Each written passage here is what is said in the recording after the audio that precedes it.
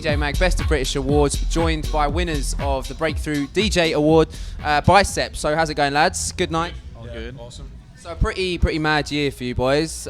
Pretty whirlwind stuff, a lot of touring, quite a few amazing releases.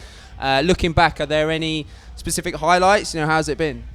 Releasing the first record. What was our first record of the year? Stripper was the first one? Yeah, the first original of the year was Stripper. Yeah. I think that was the first record we've done that people have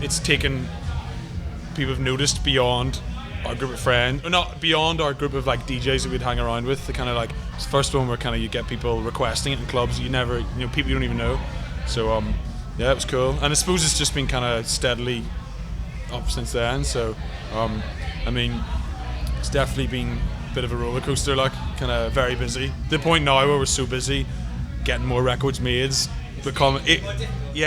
kind of gone from like leisurely kind of like the odd gig here and there to like the odd day off here and there. So and I know that you mentioned there, you know, the touring schedule's pretty mad. You did China recently as well, right? How was that?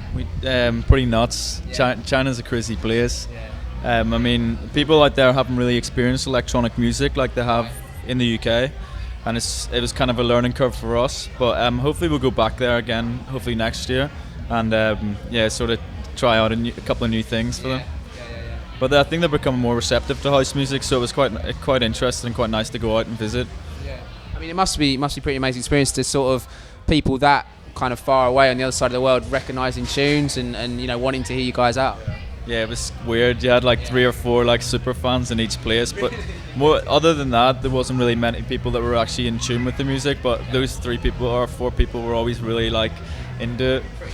Yeah. We've got an Australian tour next year, which is like, I mean, that's crazy to be kind of the other end of the world, and same as Southeast Asia, and yeah, it should be pretty fun. So obviously winning Breakthrough DJ Award, does that kind of mean something to you guys? You know, it's a public vote. It must be a pretty cool feeling. Yeah, I mean, we're touched that so many people have kind of been behind us and got involved. I mean, for us, it's just we've kind of just done our own thing, and it's fantastic. The kind of people have, you know, feel what we're doing.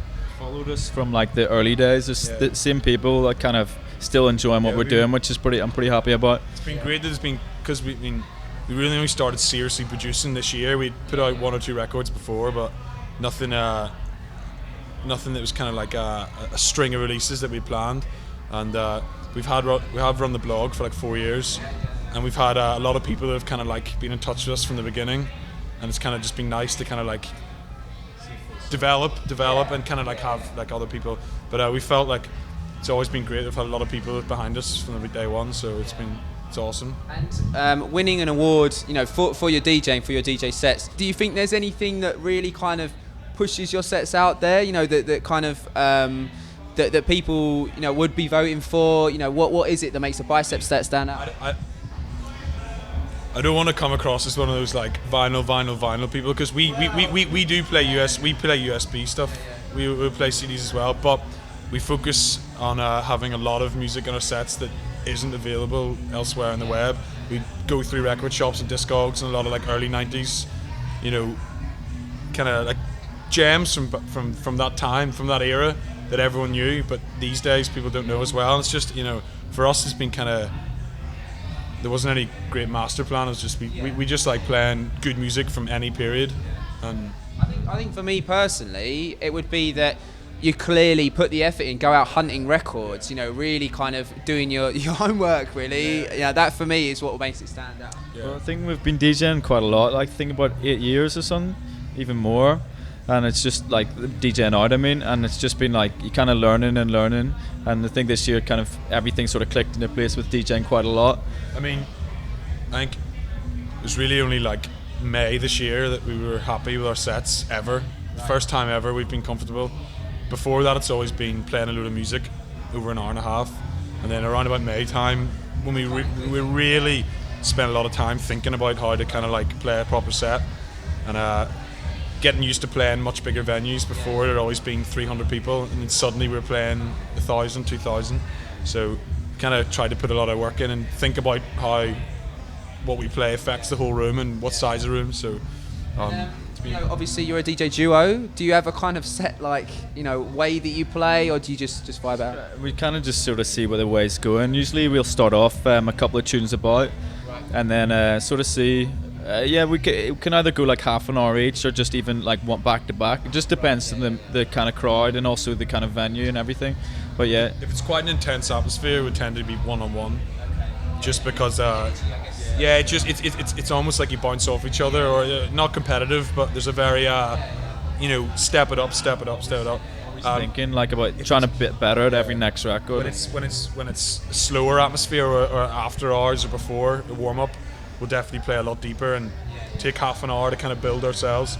So it must be pretty fun though, I guess, like having the two of you and doing that kind of back and forth, bouncing off each other. I mean, we've kind of taught ourselves to party less before we play. Not after, but we used to party a lot before we play, and now, but it's certainly good having the other one where if there's particularly heavy weekend, one of them can maybe the fresher one can kind of come. 45 minutes. I have 50. It's happened before, so. Amazing. Well, as we said, an amazing year for you guys. And what about 2013? I know you started a little club night of Plastic People, right? I mean, that was about this time last year. We actually finished it about this time last year, right. And we haven't done any in 2012. But 2013 we've got a couple of nights planned. Nothing set in stone yet, but there's going to be a couple of big nights hopefully. A lot larger scale. We're going to do bigger parties. But I mean, the focus next year is the label really. Yeah. And just taking our sound in a kind of not different direction, but developing it in a much more deeper. We're going to kind of I think last year was very accessible and kind of club orientated. Yeah. We're going to take things a little bit more into kind of like our real personal taste. You know what I mean? So slightly more like the kind of Omar SC, slightly more melodic stuff. I mean, we grew up in quite a lot of like hard techno. We also grew up in quite a lot of disco, and I think you know what the thing is, I think we're just going to develop our sound and just make it slightly maybe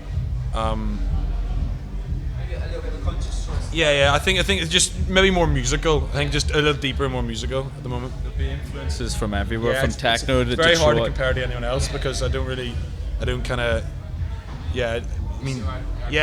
love Omar S, I love Trevino, I love a lot of different artists, so it's very hard to kind of compare, but it's for us, it's as well, we don't really know, we just know we definitely want to move on. It's exciting stuff, guys, and I speak for everyone when I say we love your records, and looking forward to next year, boys. So thanks very much for having us. Cheers. All good. So, have a good night, guys, and we'll see you soon. Take it easy, man.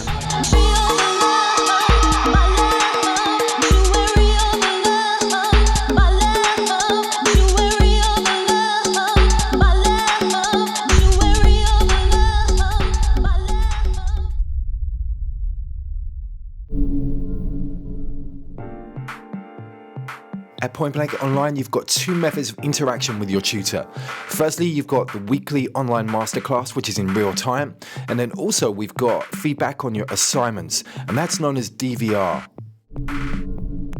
So the online masterclass is a 1-hour session you get with your tutor every week. You can ask questions about the lesson content and get instant feedback, and also demonstrations on the fly from their computer desktop with our streaming technology. DVR stands for Direct Video Response, and the concept is really simple. You upload your Ableton Logic or Cubase project file to your tutor, he downloads it and then pushes record on the screen capturing software and evaluates your work, so basically giving you one-to-one feedback. You see all of the mouse movements and any parameter changes made by your tutor. It's kind of like sitting in the studio over their shoulder watching what they're doing whilst they work. We have found the DVR process has truly revolutionized the way that we teach online, and the results speak for themselves. Book your place on the course now by visiting pointblankonline.net.